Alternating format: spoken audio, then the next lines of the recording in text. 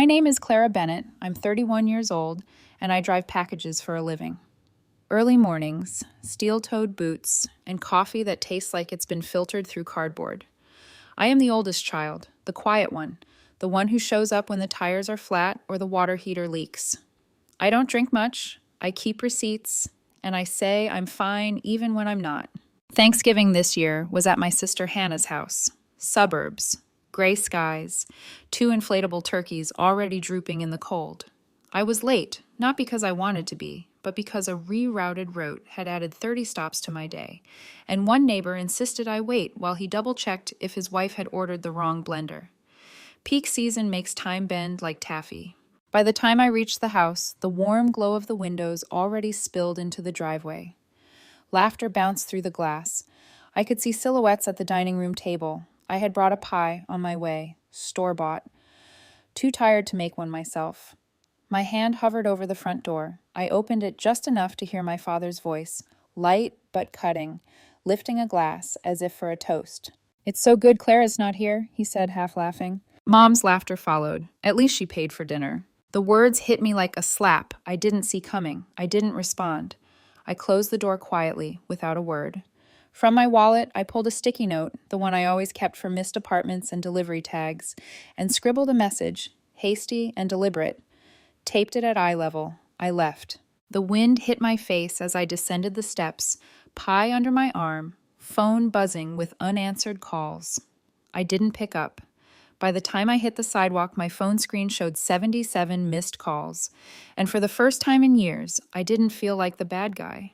I felt quiet, like the calm after a storm, noticing what was broken and what had survived. I wasn't born Clara Bennett. I was made, piecemeal, after-school jobs, borrowed tools, and late-night deliveries. When my parents missed a mortgage payment, I covered it. When Hannah's car died, I fronted the down payment. When Mom's dental crown cracked, I put it on my card. Later never came. Delivery work didn't make me rich. It made me disciplined. I budgeted by miles, envelopes for gas, savings buckets labeled with blue tape, health, tires, rent, incidentals. I didn't say no easily. I said, "Let me see." And then I found a way. They had learned that calling me at lunch would get results. "Clara, your mother's worried about the power bill, just until Friday," my father would say. Mom texted, "We're short on groceries, you know how it is." Family. Hannah sent Venmo requests with cheerful little notes. "Thanks, big sis, you're the best. Don't worry, we'll settle up later." Other families don't keep score. Mine did. I kept a spreadsheet on my cracked laptop, every transfer, every payment, every emergency I'd covered. Not for revenge, for sanity. To remind myself I wasn't imagining it. There were good moments. Sunday pancakes with Hannah, teaching her to wrap a pipe with Teflon tape. But even those were marked by small debts and gratitude owed. This year pressed harder. Rent bumped, rote stretched, a friend injured, adding his stops to mine. My body forgot what off meant. Then came the Thanksgiving plan, a group chat 3 weeks before the holiday, all organized, all expecting me to pay. "Orders due today. Can you just cover this? You know how it is with the kids." I said yes, of course. And like that, I was tapped again. 2 days before the holiday, the breaking point, a call from the appliance store. Whirlpool washer and dryer, delivery to your parents' address. Install fee on your card ending 48421. My mouth went dry. I hadn't authorized it. Mom and Dad waved it off as practical. "Don't be dramatic. We were going to pay you back." "Selfish," they said. I felt my jaw click. I thought of laundries done at coin machines, my spreadsheet, every time I'd been called dramatic or selfish. I canceled the order from my van, breathing heavy, hands gripping the steering wheel. For the first time, I didn't apologize, didn't explain. I let silence stretch. Thanksgiving morning, my route exploded. Trucks down, extra stops. My phone buzzed endlessly. "Hannah, you're still coming, right? Mom, don't be late. Food window tight." I answered once. "I'll try." I arrived 30 minutes late, pie in hand, to see them through the window. Table set, wine poured, my chair empty. The same words I'd heard before, now ringing hollow. "It's so good Clara's not here. At least she paid for dinner." I put my hand on the door, heart hammering. 100 small pieces snapping into a solid thing inside me. I taped my note, walked away. 77 missed calls. I drove into the dark, and for the first time I felt that quiet, unshakable thing I hadn't known I was capable of: relief, sadness, and freedom tangled together. The night after Thanksgiving, I sat alone in my apartment, pie untouched on the counter. The small space smelled faintly of coffee and lavender, the rituals I clung to when the rest of the world demanded more than I could give. My phone sat face down. The missed calls, the texts, the voicemails, they piled up like the debts I'd silently carried for years. I didn't touch them. I opened my laptop. The spreadsheet I'd kept for months glared back at me. Rows of dates, transaction, and notes. Water bills for Hannah's apartment, dental work for Mom, tires for Dad, groceries fronted, appliance orders canceled, every emergency I'd silently assumed. I ran my finger along the highlighted numbers, 1,000 small sacrifices adding up to nearly $10,000, and still I was expected to keep giving. I remembered the first time I realized my family treated me as a safety net. I was 15, counting quarters at the laundromat after school. Mom needed the water bill covered. Dad needed help with a broken pipe.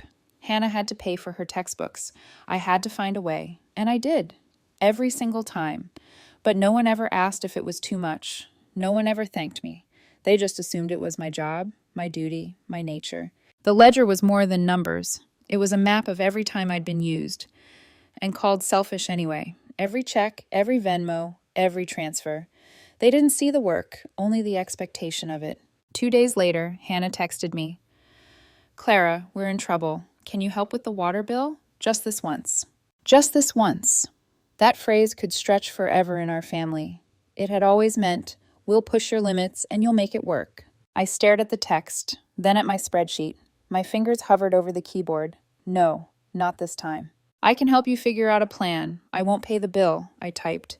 My voice felt steady, even as my chest tightened. I suggested calling the city, arranging payment plans, cutting streaming services, selling unused furniture. Practical, clear, boundaries in digital ink. Her reply came like a slap. "You'd let your own sister go without water?" I didn't flinch. I had spent my life being responsible for everyone else's crises. I had learned to prioritize their needs over my sanity, over my health. But this time, the ledger had a voice, and I let it speak. "You think I'm your budget. I'm not. I am me. I can help you plan. I will not pay." Her words faltered. I could see the image of the little girl I used to protect, now replaced by the woman who assumed my labor was limitless. I imagined the wind outside shoving a dry leaf across my window, the same wind that had slapped my face on Thanksgiving Day when I walked away. Change was coming. Over the next week, the pattern repeated. My family called, they texted, they pleaded, they joked. They tried to guilt me into returning to the role I'd finally rejected. I let most of it go unanswered. I ignored the group chats, deleted payment authorizations, changed passwords, cut ties where their entitlement had infected my life. And yet, the ache lingered. Even as I refused to participate, I felt the weight of my own love for them pressing on my chest. This wasn't cruelty. This wasn't spite. It was a boundary I needed to survive. I began noticing the small details I'd forgotten to cherish. The quiet of my apartment, the morning sun cutting across the kitchen floor, the smell of coffee in my mug before the chaos of the world intruded. I even started humming badly while sorting packages, a reminder of the human being I had neglected for the family I loved. I remembered the little victories too. The neighbor who left a cup of cocoa taped to his mailbox, thanking me for deliveries. The tiny note that said, "We saw you, we noticed your work." It was a world outside my family, one that acknowledged effort without entitlement, and it reminded me that perhaps I could exist without being a ledger in someone else's life. But the family tug didn't vanish. Hannah's husband, always smiling through chaos, posted a story online, a cheerful, mocking tableau of their Thanksgiving table captioned, "When Clara isn't there to pick up the slack." The GoFundMe link followed, suspiciously close to the total I had spent over the year. Comments piled in from relatives and neighbors about community, charity, and grace. I did nothing. I let it sit. I didn't reply, didn't explain, didn't justify. For the first time, I realized silence could be armor. Boundaries could protect without causing destruction. And somewhere between the spreadsheets, the wind, the packages, and the humming, I found a small thread of freedom. It wasn't relief yet. It wasn't joy. It was the quiet knowledge that I had begun choosing myself. It was a Tuesday evening when I finally decided to face them. My apartment was small, cozy, cluttered, familiar. I let them in because I wanted this to be said, spoken aloud, with eyes meeting mine rather than fingers typing behind screens. Mom, Dad, and Hannah stepped in, filling my space like they owned it. Mom's eyes flicked to the sticky note on the fridge before she masked it with a polite smile. Dad leaned against the kitchen counter, casual but expectant. Hannah's arms were crossed, her jaw tight. "Clara," Mom began, voice syrupy, "you embarrassed us at Thanksgiving." Dad added, "You made your mother cry. That's not how a family behaves." Hannah's tone was sharp. "You left a note on the door like a child." I kept my voice calm. "What did my note say?" I asked, and the room shifted. Hannah rolled her eyes, something about needing space. "It said," I held my gaze steady, "I'm safe, I need space. We'll talk later. Please don't call tonight." And then I got 77 missed calls. Silence, the kind that stretches, that hums with tension. I pulled a folder from under my coffee table, tabs with blue tape, not waving it like a flag, but setting it down like evidence in a courtroom. Printed bank statements, screenshots, canceled orders, receipts, Venmo notes. Every time I had been tapped to rescue, every time I had been called selfish for it. This is the power bill in March, May, and August, Dad's tires in June, Hannah's water in October, Mom's crown in January. Total this year, $9,842.16, I said, voice steady but measured. Not counting the tools I replaced, the school tablets, the emergency purchases I made because no one else would. I kept proof because every time I said I was tapped out, I was called selfish. Hannah's voice went high. "Seriously? You kept a ledger?" "Yes, I'm not selfish, I'm depleted," I replied. Dad leaned forward. "So what? You want us to pay you back? We're family." "What I want," I said quietly, "is no more money, no more bills in my name, no more auto-filled cards, no more group chats assigning me to pay. If you ask, the answer is no. If you do it anyway, I will dispute it. If you put me on the spot in front of people again, I will leave." Mom laughed, a small mean sound. "Who do you think you are?" "I think I'm the person who's been paying while you told jokes about it," I said. Hannah's voice rose. "You're overreacting. It's not like we're using you. You make more than us." I looked down at my hands, knuckles nicked from boxes, packages, labor. "I make more overtime than you, Hannah. That's different, but that doesn't mean you can treat my labor as a faucet. I'm choosing to raise myself now." Dad pointed at the folder. "Take your little report and shove it. We've done plenty for you." "Like what?" The words left my lips before I could soften them. "We raised you, right?" I asked softly. "And now I'm raising myself." I stood, not yelling, not dramatic, just done. Mom scoffed. "You're really throwing away your family over a few $1,000s?" "I'm enforcing boundaries," I said, "because I want to have a family someday without hating them. If you can respect that, we'll see each other. If not, I need space." They froze. Mom lingered, eyes narrow, trying to shame me into guilt. Dad scraped a chair back with a sound louder than any word. Hannah brushed past me with a huff. "Fine," Mom said finally, "but don't come crying when you need us." I nodded once. "You mean when you need me?" I closed the door behind them, heart hammering, hands shaking, my forehead pressed against the wood. It wasn't triumph, it wasn't victory, it was a clean break. Pain and relief tangled together. My phone buzzed relentlessly after, messages rolling in from relatives I hadn't seen in months. "You made Thanksgiving awkward. Money comes and goes. Family is forever." I typed one sentence and sent it. "My money is part of my life, and my life is not your budget." Then I turned the phone off, for real this time. For the first week, the calls and messages poured in. Stages of pushback unfolded predictably. Mockery, guilt, anger, negotiation. Aunt Lisa sent Bible verses about giving cheerfully. Uncle Mike lectured on providing. Cousin Derek wanted Hulu login credentials. I ignored most of it. I removed devices, changed passwords, untangled myself from every system that tethered me to their demands. Even at work, I found small freedoms. Humming while sorting parcels, sharing a laugh with the night shift crew, tiny acknowledgments of being human outside of my family's expectations. And slowly I began to breathe differently. Not lighter, Not easy, but differently.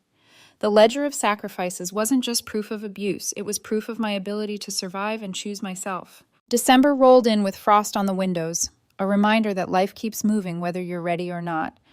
I finished my Sunday routes without crashing. The rhythm of work, once suffocating, became a grounding force. Packages, maps, miles, tiny victories stitched together a sense of control I hadn't realized I'd lost. I wrapped cheap gifts in paper that looked like my route maps, lines crossing lines, chaos made orderly. I celebrated small holidays on my own terms. I accepted invitations from friends instead of being pulled back into family obligations I had no energy for. I bought coffee for myself, not as a stopgap for someone else's crises, but because I deserved it. Then came a small, quiet breakthrough. An envelope appeared in my mailbox. No return address. Inside, a check for $200 and a note in Dad's blocky handwriting for the tires. It wasn't everything, but it was something. My throat tightened. I didn't cash it immediately. I drove it to their house, slid it under their door, and left a sticky note of my own. Keep it. That night, Hannah texted quietly, "Kids made you a card. Where can we drop it?" I gave my work address. When she arrived, we stood in the bay of the delivery garage, accordion door halfway down like a cheap curtain. Kids hugged my legs, glitter-shedding turkey drawings pressed into my hands. "We're sorry, Aunt Clara," the 8-year-old said solemnly. "Daddy made us say it." I crouched, looked them in the eyes. "I love you. If you need a ride, a snack, I'm your person. If your parents need help, they have to figure that out." Hannah lingered, hesitant. "I'm selling the patio set," she murmured. "And the pelling?"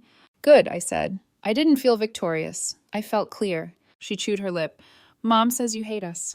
"I don't," I said. "I'm just not your plan anymore." Something unclenched in her face. "Okay," she whispered. Hearing it aloud made it real. Life began to feel lighter. I returned to routines I had neglected. Sunday coffee with friends, small projects at home, learning to play drums again in a storage unit with people who didn't know my family, didn't judge my efforts, didn't have hidden expectations. I laughed. I stumbled. I was human, not a ledger, not a scapegoat, not the unpaid accountant of my family's mistakes. January arrived, bringing new challenges, but I met them differently. Bills paid, auto transfers set, routines reestablished. I checked the water bill Hannah had circled, $37, a payment plan in place. A gold star emoji on my phone. Dumb. Perfect. Tiny proof that boundaries could coexist with care. The year continued, not magically perfect, but quieter, freer. I passed my parents' street without stopping, without guilt. They managed. I managed. And when they fixed their own mistakes, like the washer and dryer, I felt relief instead of obligation. They solved their problems, and I existed outside of their crises. I understood then. Boundaries are not walls. They are doors with locks. You decide who gets a key. And you can change your mind if you want, but only when it serves you, not when it serves their entitlement. My phone, once a relentless reminder of duty and manipulation, became a tool for life, not a leash. I didn't owe silence to keep others comfortable. I didn't owe a paycheck to dodge insults. I wasn't a faucet. I was Clara Bennett.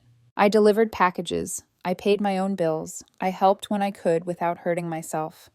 I loved my family enough to stop being their plan. And I loved myself enough to walk away when the joke was always on me. The moral of my story fits on a sticky note taped to my fridge as a daily reminder. I will not be used. Not by strangers. Not by customers. Not by people with my last name. I will show up where I am valued, not consumed. And if that makes me serious, I will wear it proudly. It's mine.